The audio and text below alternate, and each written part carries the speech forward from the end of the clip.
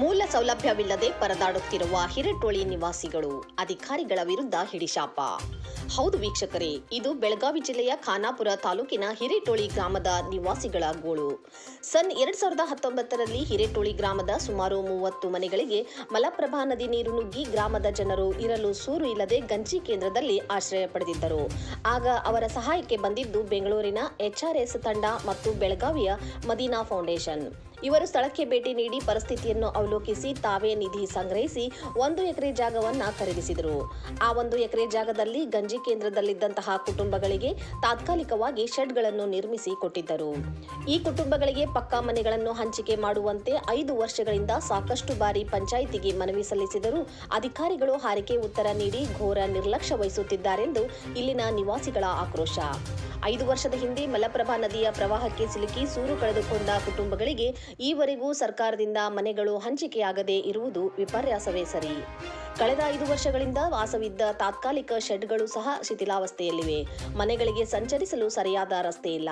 ಆದ್ದರಿಂದ ಸಂಬಂಧಪಟ್ಟ ಅಧಿಕಾರಿಗಳು ಇತ್ತ ಕಡೆ ಗಮನ ಹರಿಸಿ ನಮಗೆಲ್ಲ ಸರ್ಕಾರದಿಂದ ಮನೆಗಳನ್ನು ಹಂಚಿಕೆ ಮಾಡಬೇಕು ಮತ್ತು ನಾವಿರುವ ಜಾಗಕ್ಕೆ ಮೂಲ ಸೌಲಭ್ಯ ಕಲ್ಪಿಸಬೇಕೆಂದು ಒತ್ತಾಯಿಸಿದರು.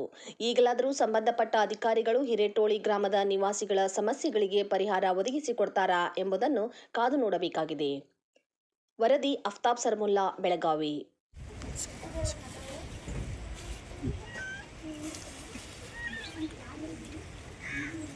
ನಮಸ್ತೆ ಸ್ನೇಹಿತರೆ, ನಾವು ಖಾನಾಪುರ ತಾಲೂಕು ಹಾಗೂ ಹಿರೇಟೋಳಿ ಗ್ರಾಮದಿಂದ ಮಾತಾಡೋದು.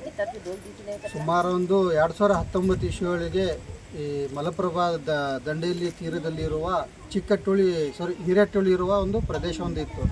ಸುಮಾರು ಇಲ್ಲಾಂದ್ರೆ ಒಂದು 300 ಮನೆಗಳಲ್ಲಿ ವಾಸಿಸ್ತಿದ್ವಿ. ಎಲ್ಲಗಳು 300 ಮನೆಯೊಳಗೆ ಇಲ್ಲಾಂದ್ರೆ ಒಂದು 30ರಿಂದ 31 ಮನೆಗಳಿಗೆ ಅವ್ರಿಗೂ ತಾತ್ಕಾಲಿಕವಾಗಿ ಇರೋಕ್ಕೆ ಮನೆಯೂ ಇರಲಿಕ್ಕಿಲ್ಲ ಹಾಗೂ ಜಾಗನೂ ಇರಲಿಕ್ಕಿಲ್ಲ. ಆ ಸಂದರ್ಭದಲ್ಲಿ ಗಂಜಿ ಕೇಂದ್ರದಾಗ ಇದ್ದಾಗ ನಮ್ಮ ಬೆಂಗಳೂರು ಒಂದು HRS ಟೀಮ್ ಒಂದು ಮತ್ತು ಮದೀನಾ ಫೌಂಡೇಶನ್ ಬೆಳಗಾಮ್ದು ಆ ಟೀಮ್ ಒಂದು ಬಂತು. ಅಲ್ಲಿ ಭೇಟಿ ಕೊಟ್ಟಾಗ ಈ ಜನಗಳಿಗೆ ಜಾಗನೂ ಇಲ್ಲ ಇರೋಕ್ಕೆ ಮತ್ತು ಮನೆಗಳು ಇಲ್ಲ ಅಂದ್ಕೊಳ್ಳೆ ಅವರೆಲ್ಲ ಫಂಡಿಂಗ್ ಮಾಡಿ ಸುಮಾರು ಒಂದು ಎಕರೆ ಜಮೀನನ್ನು ಖರೀದಿ ಮಾಡಿಕೊಟ್ಟು ಇವು ಜನಗಳಿಗೆ ಕೊಟ್ಟರು. 2019 ಖರೀದಿ ಆಗಿದೆ ಜಮೀನು. ಇವಾಗ 2025 ಆಯಿತು. ಇವಾಗ ಇನ್ನೂ ಮಟ್ಟ ಇವರಿಗೆ ಮನೆಗಳಿಲ್ಲ, ಏನೂ ಇಲ್ಲ. ಮತ್ತು ದುಡ್ಮಿಕಂದ್ರೆ ಇವರು ಎಲ್ಲ ಹೊಲ್ದಾಗ ದುಡಿಯೋರು ಇಲ್ಲ. ಹೊಲ್ದಾಗ ದುಡ್ಯಾಕೆ ಹೋಗೋದ್ರಿಂದ ಇವಾಗ ಮಳೆಗಾಲ ಚಾಲು ಆದ್ಕೊಳ್ಳೆ ಇವ್ರಿಗೆ ದುಡ್ಮಿನೂ ಅಲ್ಲಿಯೂ ಇಲ್ಲ. ಸಂದರ್ಭ ಏನಂದರೆ, ಏಕೆಂದರೆ ಮನೆಗಳಿಗೆಲ್ಲ ಶೆಡ್ ಇದೆ. ಶೆಡ್ ಒಳಗೆ ಸುಮಾರು ಒಂದು 5 ವರ್ಷ ಆಯಿತು. 5 ವರ್ಷದಿಂದ ಏನು ಅವ್ರು ತಗಡು ಕೊಟ್ಟು ಕಳಿಸಿರೋರು, ಆ ತಗಡು ಡ್ಯಾಮೇಜ್ ಆಗಿರುವಾಗ ಅದು ನೀರು ಒಳಗೆ ಬರ್ತಾಯಿದೆ. ಮಕ್ಕಳು ಶಾಲೆಗೆ ಹೋಗೋಕೆ ಕೂಡ ಹಾದಿ ಇಲ್ಲ, ನೀರು ಕುಡಿಯಲಿಕ್ಕೆ ವ್ಯವಸ್ಥೆ ಇಲ್ಲ. ಇವರು ಪಂಚಾಯತಿಗೆ ಹೋಗಿ ಒಂದು ಅರ್ಜಿ ಹಾಕಿದ್ರೆ ಮನೆಗಳ ಬಗ್ಗೆ ಅಂದರು, ಅದು ಇನ್ನೂ ಮಟ್ಟ ಏನು ರಿಪ್ಲೈ ಇಲ್ಲ. ಯಾಕಂದರೆ ಮೇಗಿಂದು ಮನೆಗಳು ಬಂದಿಲ್ಲ, ನಾವು ಹೆಂಗೆ ಕೊಡಬೇಕಂತ ಎಲ್ಲ ಉತ್ತರ ಹಿಂಗೆ ಬರ್ತಾಯಿದೆ ಆ ಕಡೆಸಿಂದು. ಮತ್ತು ನಾವೆಲ್ಲ ಕೂಡಿಸಿ ನಮ್ಮ ಡಿಸ್ಟ್ರಿಕ್ಟ್ ಮಿನಿಸ್ಟ್ರ್ ಲೆಟ್ರ್ ಅದು ಎಲ್ಲ ಹಚ್ಚಿಬಿಟ್ಟು ಹೋದ ವರ್ಷ ಇವಾಗ ಒಂದು 8 ತಿಂಗಳಾಯಿತು. 8 ತಿಂಗಳು ಹೌಸಿಂಗ್ ಬೋರ್ಡಿಗೆ ಒಂದು ಮನವಿ ಮಾಡಿದ್ವಿ. ಇಷ್ಟು ಮನೆ ಬೇಕು ಅಂದ್ರೆ ಇವರಿಗೆ ಮನೆ ಕಟ್ಟಲಿಕ್ಕೆ ಒಂದು ಅವಕಾಶ ಮಾಡಿಕೊಡ್ಬೇಕಂತ.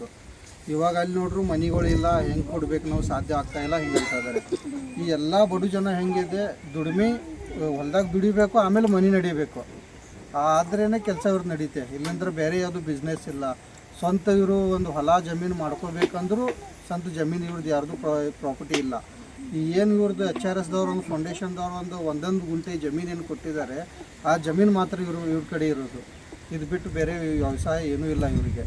ಇವಾಗ ಏನಾಗಿದೆ ಅಂದರೆ ಇವ್ರಿಗೆ ಮಳೆಗಾಲದಲ್ಲಿ ಬರಲಿಕ್ಕೆ ಹಾದಿನೂ ಸರಿ ಇಲ್ಲ. ಸಣ್ಣ ಹುಡುಗರು ಈ ಹಾದಿಲೇ ಹೋಗಬೇಕು ಶಾಲೆಗೆ. ಆಮೇಲೆ ಎಜುಕೇಷನ್ ಸಲುವಾಗಿ ಇವ್ರಿಗೂ ಓದಲಿಕ್ಕೆ ಅಂದರೂ ಕರೆಂಟ್ ಇಲ್ಲ.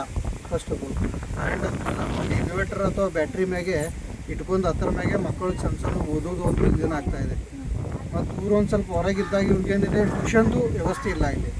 ಹುಡುಗರಿಗೆ ಎಜುಕೇಷನ್ ಸಲುವಾಗಿ ಭಾಳ ಅಂದ್ರೆ ಭಾಳ ಹಿಂದಾಗ್ತದೆ ಈ ಹುಡುಗರ ಸಮಾಜದಲ್ಲಿ. ದಯವಿಟ್ಟು ಎಲ್ಲರೂ ಕೂಡಿ ನೀವು ಫೌಂಡೇಶನ್ದವರಾಗಲಿ ಏನೋ ಸಹಾಯ ಮಾಡಿ ಇವ್ರಿಗೆ ಒಂದು ಮನೆಗೆ ಅವಕಾಶ ಮಾಡಿಕೊಡ್ಬೇಕಂತ ತಮ್ಮಲ್ಲಿ ವಿನಂತಿ ಮಾಡಿಕೊಡ್ತೇನೆ.